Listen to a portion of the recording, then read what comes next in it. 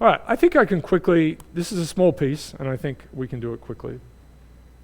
But it sort of just leads into spreading and contagion, which, I know I've talked about a lot. I think it is an enormous story for all of us. So, okay, Pratchett. So this is going to be random walks on networks. That's all it is, which will surprisingly matter for some of that community detection sort of stuff. And it's also allied, also perhaps surprisingly, to how current works on networks, right? So it turns out to be the same story, which is weird. But we did talk about random walks a little bit in the that somewhat difficult problem of braided flow versus non-braided flow on that hexagonal lattice thing, right? So there was the impedance growing as I squared condition, and that's treating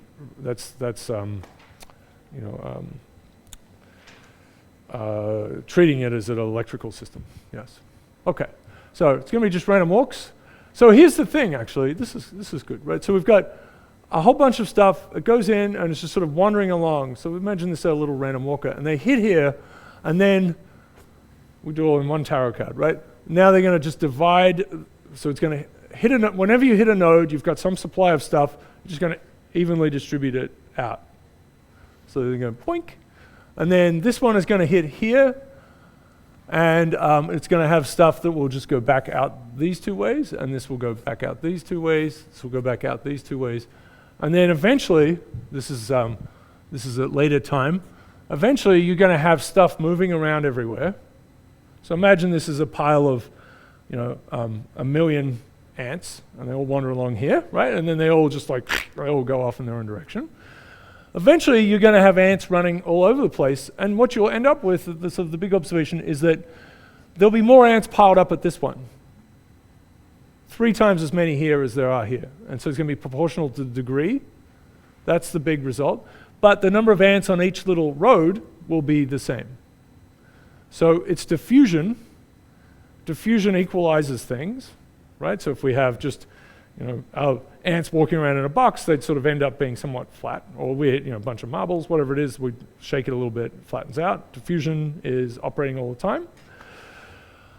We tend to think of it as making everything uniform. It doesn't on networks, right? So on networks, diffusion ends up with stuff piling up. And so, Google, in a sense, worked based on this, right? Random walkers running around on its map of the web. Things pile up at nodes. Originally, it used to. But they actually end up being uniformly distributed on the edges. So it's actually, diffusion works on edge space, right? This idea of equalizing and becoming uniform. And in 3 dimensions or 2 dimensions, right, there's no network structure, there's no clumpiness to it, there's no mixture of dimensions, because networks are mixtures of dimensions. You end up with uniform stuff everywhere, because the edges and the nodes are basically the same story. All right, so we're going to have a random walker, and we're going to take time to be discrete. So what's the probability distribution of where the walker will be, right? So we can think of one walker and probably of where they will be, or we could let go a whole army of them. Lemmings? Has anyone ever played Lemmings? Awesome. Where do you play that now? Where does it exist?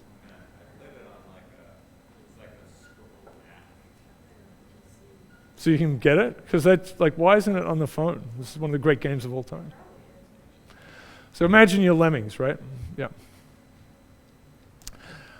But it's not a very interesting game of lemmings. They just pile out and just wander around, right? So you can't blow up anything. So we want to characterize the evolution of this, and if we can have the probability of where our walker is at time t, then we can.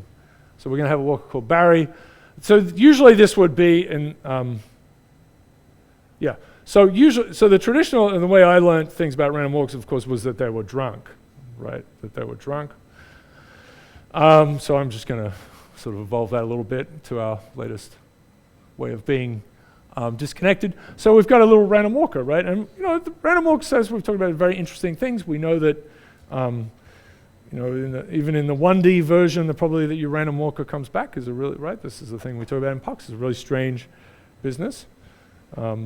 You get t to the minus 3 halves for the probability of returning at time t, even number. So we're going to have something very simple. We're going to have our little network. So it's a finite network. We're going to have just a 1, right? If an edge leads from node I to node j, it's 0 otherwise.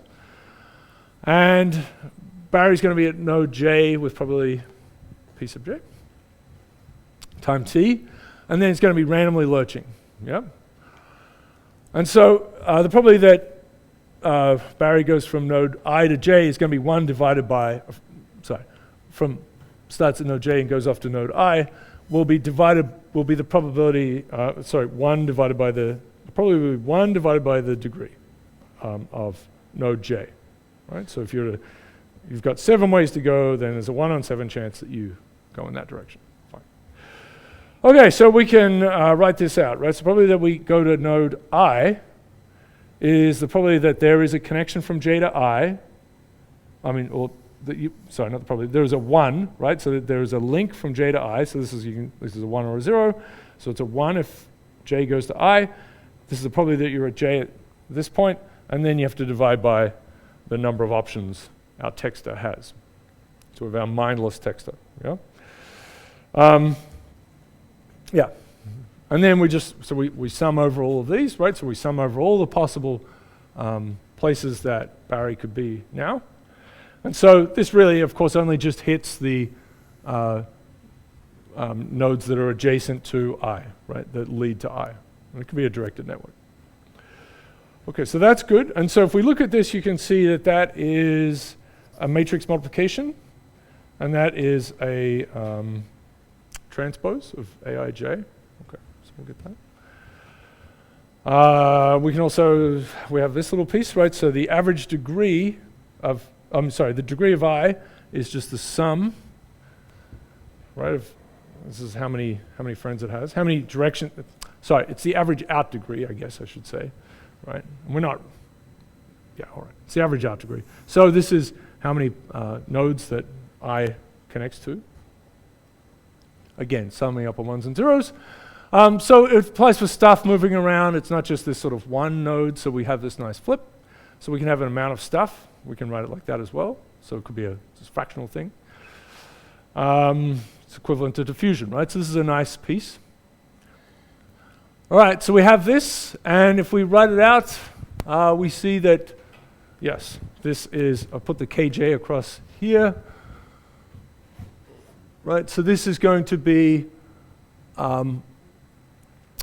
there's our A transpose, and we can think of this as, this is a p vector, right? That's a probability vector. And then this piece, to get each pj to be divided by kj, we're going to multiply by the inverse of the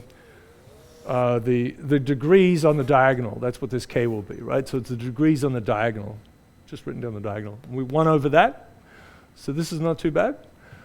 And so we need to find the dominant eigenvalues of, or eigenvalues of this thing, right? Because we're going to just repeatedly do this, right? This is a nice linear algebra thing. We're going to have this blob to some power. We're going to start with some p at time 0, 1, 2, 3, 4, 5. Just repeatedly do this.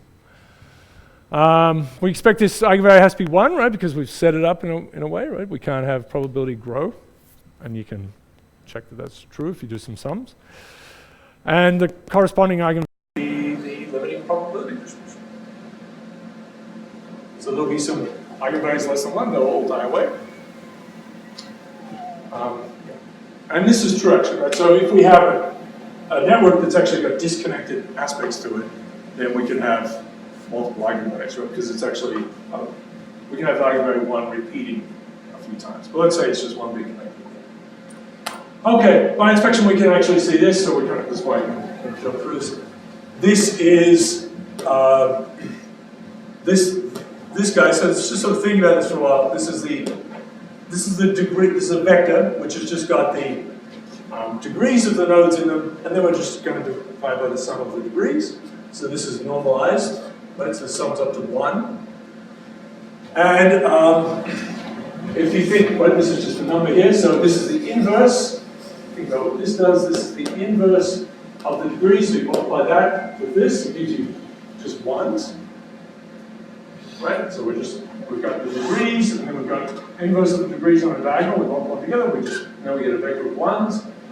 And then we've got a vector of ones multiplying a transpose, so that just sums up, right? Ones just sum the columns, and that will return us back the degrees. Because we're just summing across the rows, and that's the degree of each one. So we get this factor. And we just had this normalization factor at the front. So it is the eigenvector of this blob that has eigenvalue 1. So it's just by extension. So we find Barry is going to be at a node I, and it's going to be proportional to the degree of that. So this is this beautiful observation. And the probability that, as I said at the start, that Barry is on any particular edge is uniform.